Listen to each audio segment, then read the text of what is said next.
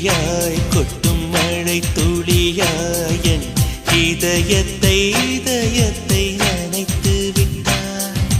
பார்வையிலே உன் பார்வையிலே ஒரு வேதியில் மாற்றத்தை நிகழ்த்தி விட்டாய். ஒளி ஒளியாய் வெட்டும் மின்னல் ஒளியாய் என் ரகசிய ஸ்தலங்களை ரசித்து விட்டாய்.